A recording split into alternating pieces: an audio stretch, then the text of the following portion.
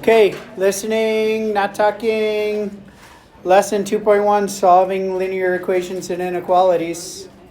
So we solve linear equations, solve linear inequalities in this lesson. So if I do this very first problem here, we pretend like that's a -1, and that just switches both signs in the parentheses, so we distribute all over the place here. We get 6x minus 3 minus x minus 5. Most common mistake you guys make is you forget to, you forget to distribute to both parts of the parenthesis. Let me finish my thought. So how many people freak out with fractions? Anyone? You know, I say, get over it, it's fine. Like, especially if it's a fraction like 5/2, what is that as a decimal?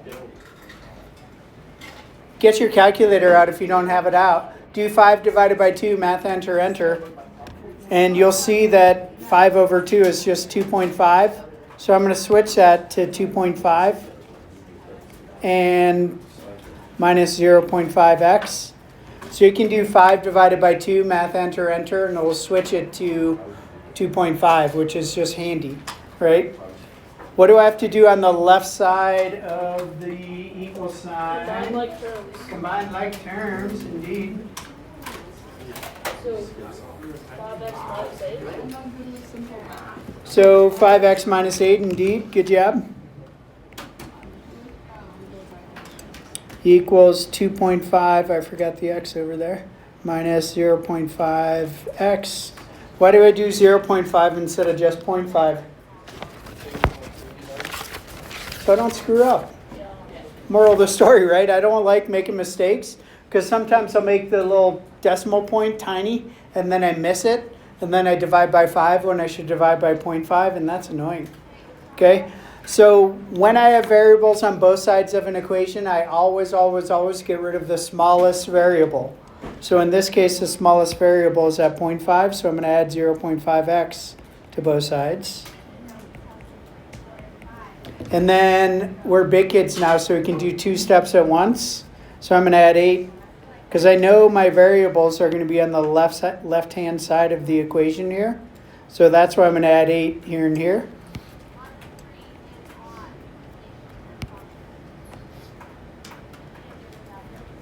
So what's 5 plus 0.5? 5.5. The 8's cancel. What's 8 plus 2.5? 10.5. Right? Last step is to do what? Divide by 5.5. Right? Like, I wouldn't do that in my head. I probably could if I wanted to, but I don't want to. So I'm going to do it in the calculator. Oops, I forget I moved that. So if we go 10.5 divided by 5.5, oops. 10.5 divided by 5.5. What do you think it is if you didn't do it in your calculator already? You little cheaters. Ooh, look at that. That's a weird one. Math enter. 21 over 11. Okay. That seems weird. Is that right? Let's make sure. Oops, I had it right there. Boom. Yeah, 21 over 11.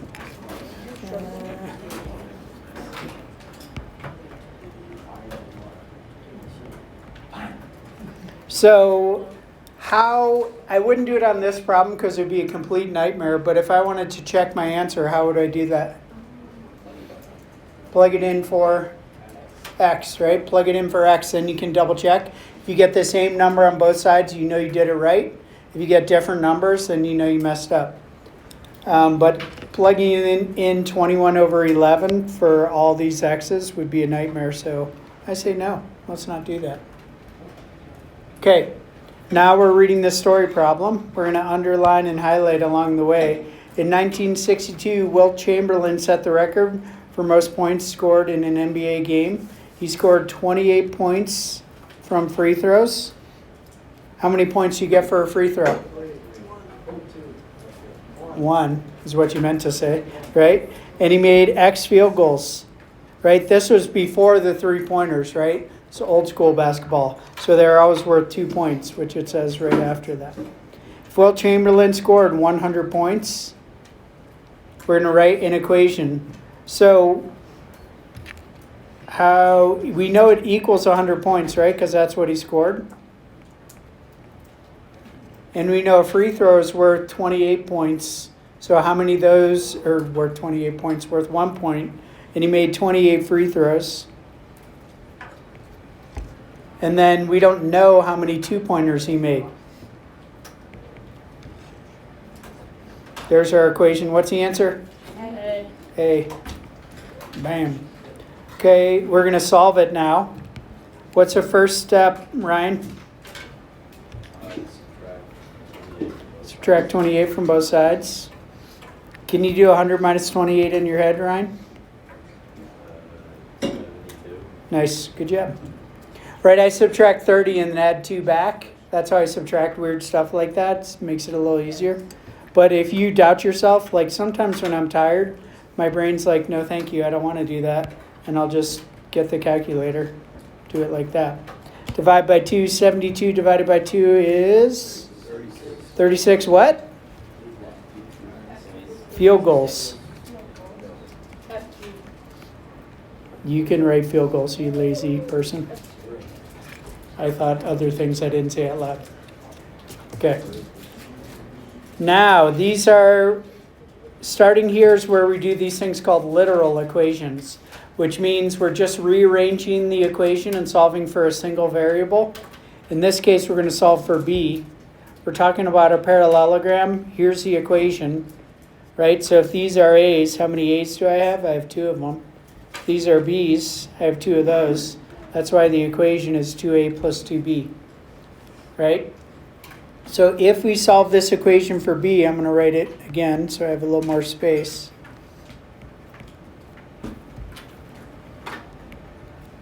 So when I'm solving for one of the letters, in this case b, I'm going to cover up the b and I got to get rid of the 2a. How do I get rid of the 2a? Is it positive or negative 2a? Positive. Positive, so what do? Subtract it. Minus 2a from both sides. Can I combine p and 2a? Of course not, right? They're different letters. So all I have, you guys wig out with these kind of equations. All you're doing is moving stuff around, right? So don't freak out. So we get p minus 2a equals 2b. So now I've almost got the b by itself, right? But I have a number in front I have to get rid of. How do I get rid of that number? Divide by 2. So this is where I'll be a pain in the neck to you. I want you to show it like this. Why do you have to show it like that? Because I can cancel these right here, right?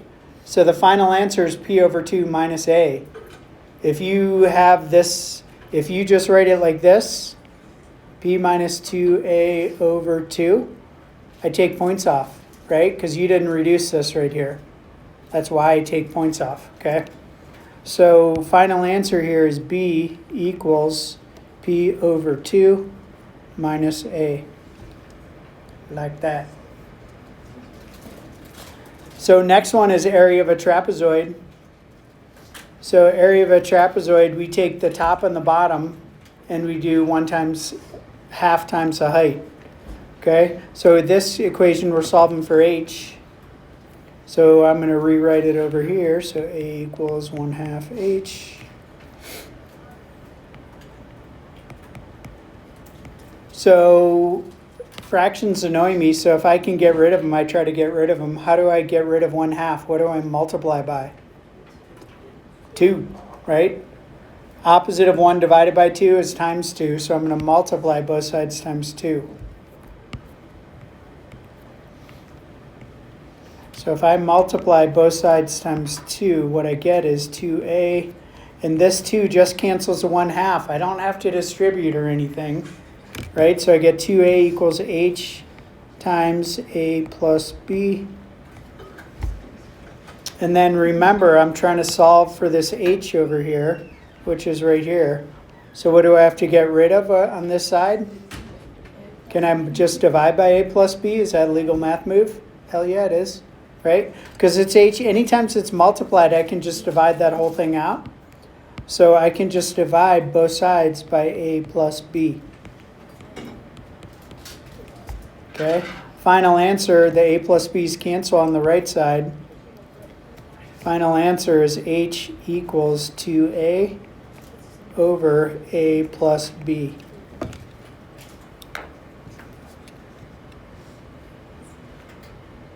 Okay, so that's solving equations. Normally that in Algebra 1, if you remember all the way back to when you took Algebra 1, that would be like a week. We'd spend doing that, right? And in Algebra 2, because the beginning of Algebra 2 is really just a review of Algebra 1, and then we just make stuff harder along the way.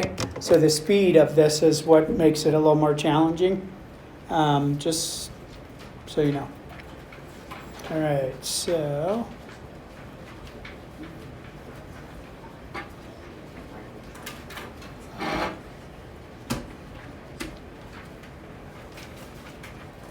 skip the whole page. Interesting. Okay. So, graphing inequalities, we use an open dot and a closed dot. So, open dot is less than or greater than. Closed dot is less than or equal to or greater than or equal to. So, I had this junior girl years and years ago say, like, they were constantly confused whether it was open dot or closed dot. And she finally figured it out. And I was like, what'd you do? How'd you figure it out? And she looked at these and she's like, which one has more stuff? This one has more stuff than this one. That's why it's a closed dot. It was like the stupidest way to remember something, but I don't care, right? If you remember it and you can get it right because of something like this one has more stuff and know that it's a closed dot, that's fine, right? I think of it like mathematically, it means equal to. That's why it includes that number, okay? So we just talked about that. Interval notation. So if we're graphing 8, x is greater than or equal to 8, we're going to write 8. I'm just going to put it in the middle of my graph. I'm not numbering anything else. Is it an open or closed dot? Closed dot. So we'll make a big fat closed dot. And we're going to do our arrow to the right. So notice that if the variables on the left side, this inequality arrow and the arrow on the end of my graph point the same way. It's just a nice thing to remember, right? If you get confused which way the arrow goes. If I write this in interval notation, so in grading some of your tests, most people did the interval notation fine, but some people were on the struggle bus with that. When you write interval notation, it's always the smallest number to the biggest number. So John, what's the smallest number? 8. So is it squared off or not? Yes, it is. Yes, it is squared off. And then where's it go to, John? Infinity. Positive infinity. And it's always curved at infinity, whether negative or positive. Okay? Good. Next one, do we have an open or closed dot? Open. So make it obvious, right? I'll get kids that'll like fill in almost all of the dot and there's like one little speck of blank spot and they'll say, but that was closed or that was open. And what I say is if I can't tell, I just mark it wrong. So just make it obvious, okay? And which way's the arrow go, left or right? Left. So we'll make that arrow go left. Make it a big fat line this time. If I try to write it in interval notation on your own.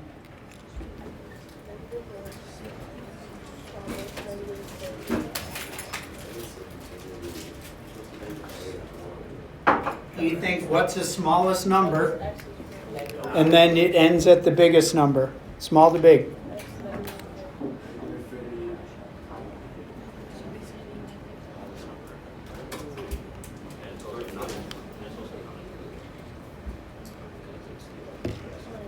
Raise your hand if you got it right.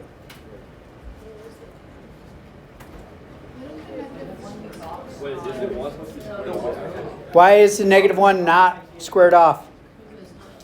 Because it's an open dot, right? When it's an open dot, it is not squared off. Okay, so that's a good thing to recognize. I'm glad you asked that question, right? Because it cleared up confusion.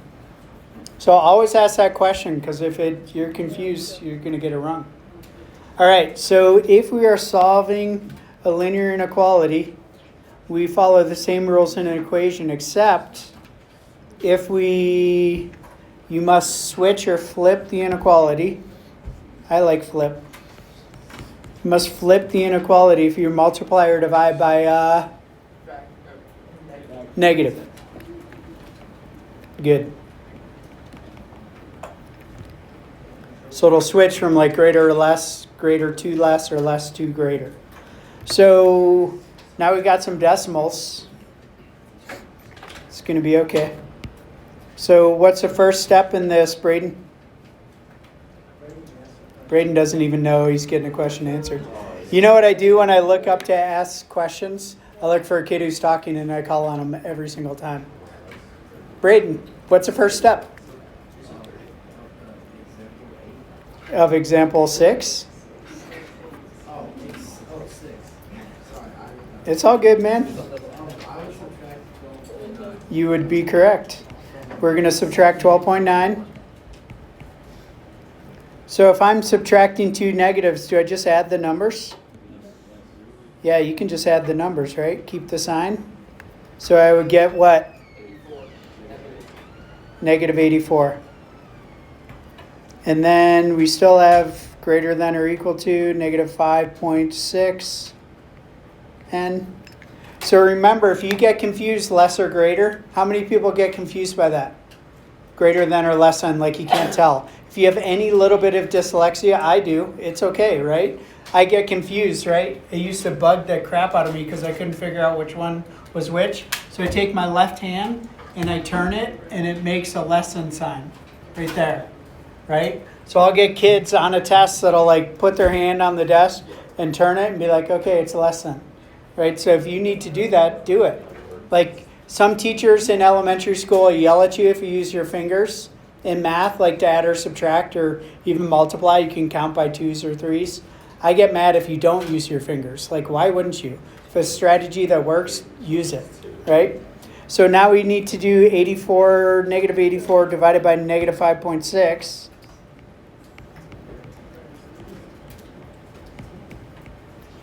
And I don't know what that is, but I have my notes here. 16, oh, look at that. I did it totally. What'd you get? What'd you get? 50? 15. Negative 84. I'm just going to double check. I did something weird in my notes. I wonder if it's a different problem. Divided by, it was negative 5.6, right? 15 it is. All right, so we get n less than or equal to, excellent, 15. So when I do my little graph over here, I just write 15 in the middle. Anybody have math teachers that make them number the graph forever and just, it's irritating? Why? Like, who the hell cares? Don't do that.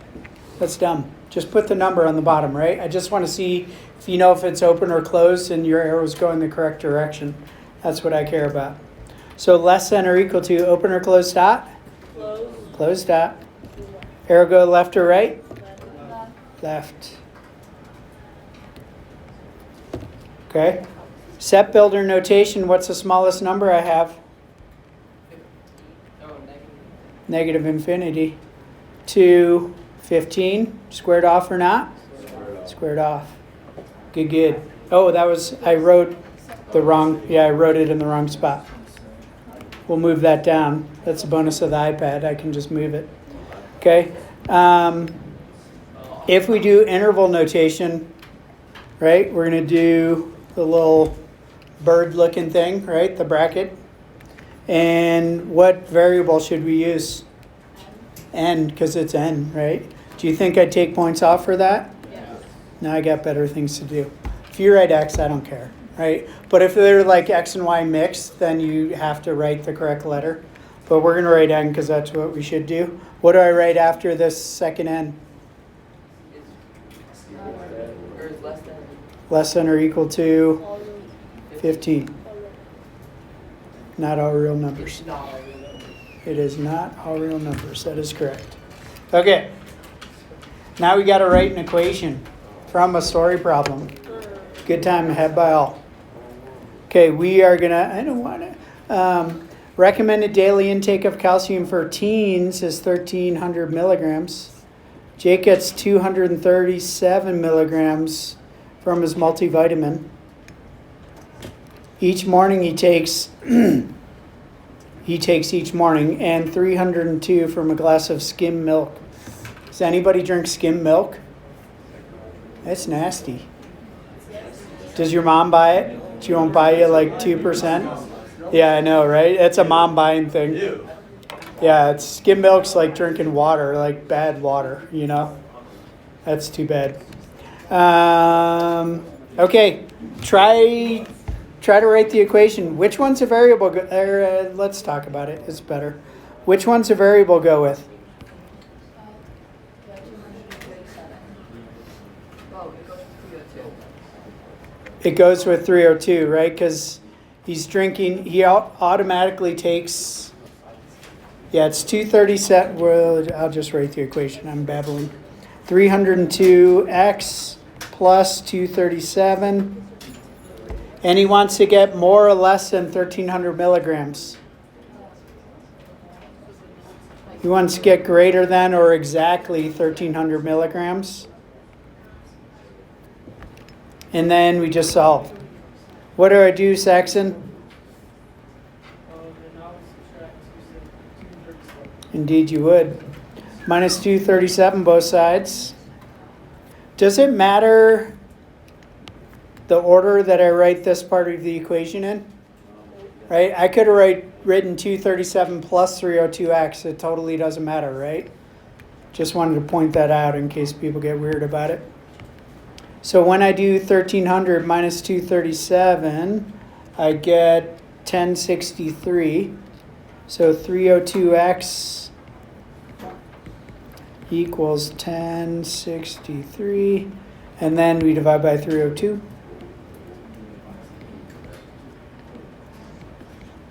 When I divide that, I get 3.52 glasses of milk. So x is, I forgot the greater than sign up there, greater than or equal to 3.52 glasses of milk. Can you drink 0.52 glasses of milk?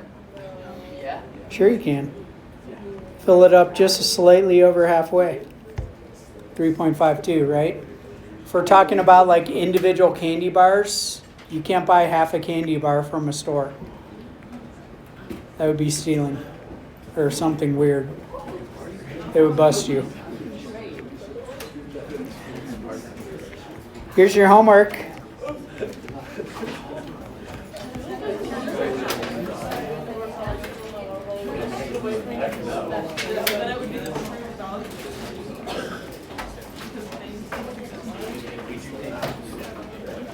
It's annoying because we have a bunch of random problems on here. Annoying to write down anyways.